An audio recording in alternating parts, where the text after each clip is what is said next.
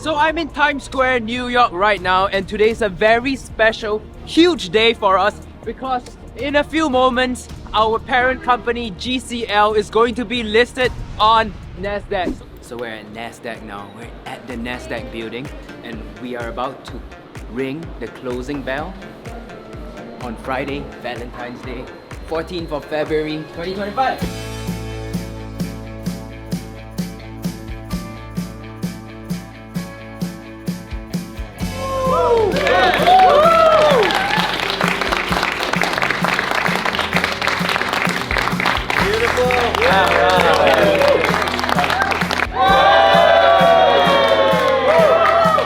So this is our official listing certificate that showcases that our company right now is part of the Nasdaq family. Well, it's been a long journey, but it's been a really fulfilling journey.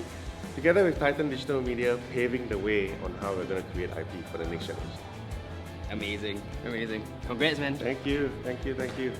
Credits to the team.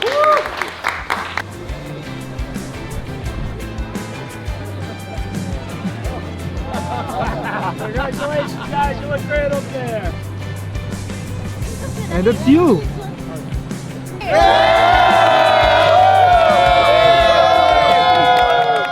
We are listed, guys. Can you believe it? That's so surreal, ringing the bell and doing the whole ceremony, being on like so many different financial network channels. It's crazy. And here we are, GCL Global Holdings, listed company, guys. GCL.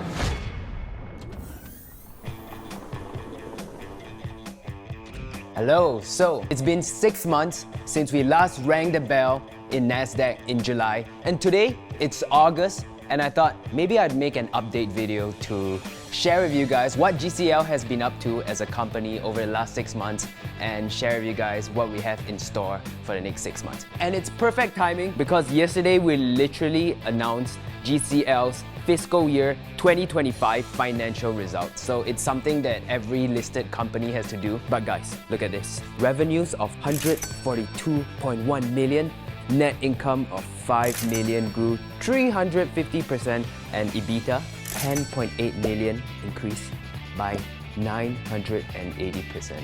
That is some pretty insane numbers. Over the last 6 months, we've been making huge progress as a company in GCL, and I thought maybe today I will introduce you guys to Sebastian, the CEO, and our CFO to share more about the company. So really excited to share with you guys what we're gonna be up to. Even Titan, we have a few exciting projects as well. Come on in. Yo, what's up? Hey, Jianao. Hey, so this is Sebastian. You guys saw him when we were ringing the bell. And this is Kenny, the CFO of GCL. I've been in the group for close to 3 years right now. As the group CEO, I overlook the entire business across all business pillars, including Titan as well, where we leave Jianhao to run Titan beautifully. So as we run the business, of course, it included the transition from a private company to a public company. And naturally, with some of the announcements that you've seen, the company has grown beautifully across all business units. So personally, I'm a huge gamer. I've been gaming since young, so this industry definitely is not new to me. I was from the investment banking side of things. I built my career in capital markets before I chose passion, which is video gaming. Oh, so this is your passion? This is a passion. You know, being able to bring passion to the work is extremely important because if you like what you're doing, really, I mean, that's where you can clock in the long hours and it just doesn't feel like work to you as well. How has IPO life been? Because we've only been listed for 6 months, but how is it different to life before? Well, it's definitely a milestone. I mean, with any listing, a company goes through a lot of transformation because as the company goes through a listing, there's a lot more corporate governance. But the fundamental of the business is still there. An IPO or not, the company has to just focus on building a strong and sustainable business. So fundamentally, I would say that nothing has changed. We're still building a business. Business is growing, but of course, a lot more responsibilities, a lot more stakeholders, and of course, the strategy must be sustainable. Does it give us an edge over our competitors, or does it make it easier to raise funds? It's actually a combination of a lot of things, right? As a private company being listed right now, it gives you a lot more access to capital. a lot more access to money. As a listed company, naturally, the worthiness or at least the value of the company is now public, right? It's measured in our share price, it's measured in our market cap. So that will translate to better ease and better access into capital via either the banks or raising new funds with investors to the public, or working with financial institutions where we're raising different instruments to at least prepare us for a better war chest financially as well. So on that front, being a public listed company as well, it forces us in expanding our geographical reach and our geographical presence outside of Asia as well. So we've had to set up office in Europe, in London, in Latin America. So in that sense, I think it's through the process of the listing that we had to truly be global, which is why in some of the announcements that you've seen, some of the deals that we are seeking for right now, it's more global in nature.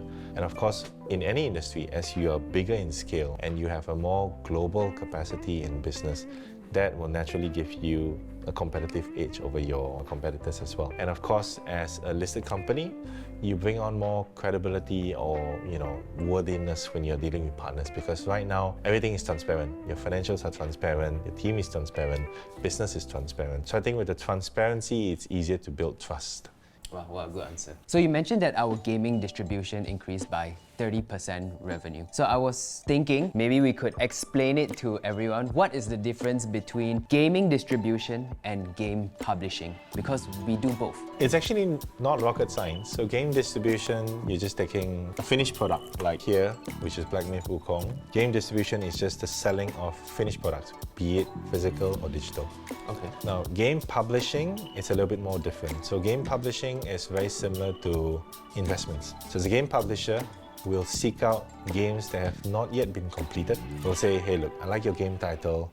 I want to invest in your game title. Here's some money for you to finish the game. When the game is done, we will formulate your marketing strategy as well. We'll formulate marketing campaigns. We'll look at the content. So we are a partner to the game studio. We're investing into the game. Ultimately, when the game gets released on Steam, the developer and the publisher, we get some revenue share as well. Right, so how do we ensure that we will not lose money from something like that? There's always a certain element of risk. If I can tell you that we'll never lose money, our share price will be at an infinite level right now, right? I think as a business, what we can always do is to ensure that we have the various business pillars and the data in the market to have us make more measured approach. And that's the reason why over the years, GCL as a group has evolved. We're not just doing distribution right now, but we are a full ecosystem. We're doing the sales of the game to distribution. We're seeking out IP through game publishing. We have our in-house game developer arm as well to work on our own IP, but we have got a gaming platform such as 2Game that seeks as the retail channel as well. So how we mitigate risk is truly to have or at least to have a very good understanding of market demand. And to have market demand, you have to have all pillars. You have to have the sales business, which is distribution. You have to have a very astute team in looking at game IP, and you have to have sales data through our downstream channel as well. Which is why GCL as a group, when we pick IP, we are sitting on 18 years of sales data. That's how old we are as a group. So we have a good track record. A good track record, a lot of sales data to understand what kind of games are still selling well in the market, or what kind of games are either obsolete or not so relevant, or they're fighting in a very crowded space right now. Just to kind of answer your earlier question, how has business changed over the last 6 months, or what have we been up to over the last 6 months? So post-acquisition, the group has truly evolved from a gaming software and an IP company to now include consumer electronics and gaming hardware. Okay, before we continue with this, let's talk about Ban Leong. Maybe you could share with us a bit, what is Ban Leong, what Ban Leong does, and how is it significant to our group? In this day and age, content and video game tends to lead the demand for hardware. I'll give you an example. Did you play Black Myth Wukong? Yep. Did you have to upgrade your graphic cards, buy a new laptop? Yeah, somebody built it for me. Okay. So you're in a different category, of course. But a lot of my friends, when Black Myth was released, they had to buy a whole new gaming laptop. And for those who had PC, they had to upgrade their graphic cards, their RAM. So in this day and age, when you have a beautiful IP, and of course with Unreal Engine being, so realistic, it drove a lot of demand for gamers to buy gaming hardware to upgrade their rig for them to be able to play the game.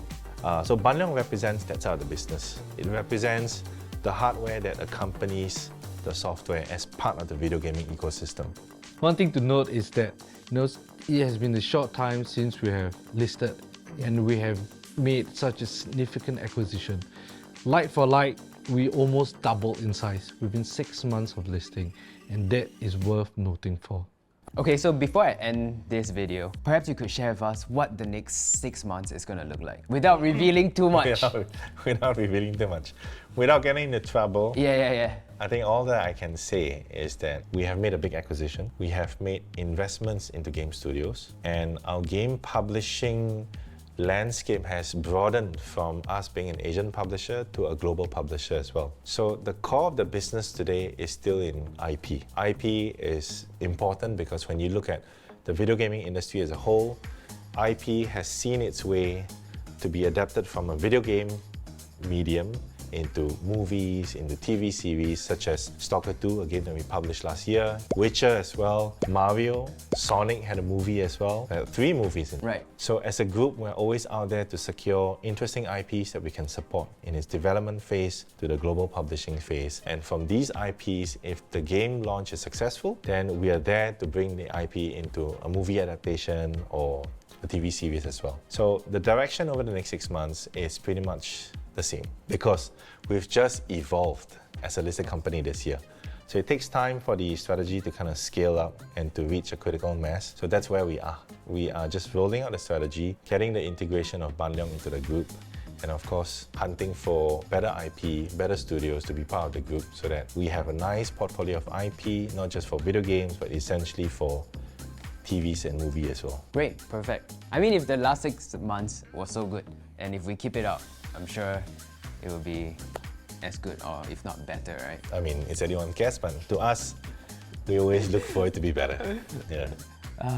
It's so funny because there are so many things that we can't say, so it has to be very PR. Yeah. So thank you for your time. Oh, thank you. And thank you guys for watching this video, and thank you for following our journey. We will keep you updated. So yeah, thank you. Thank you.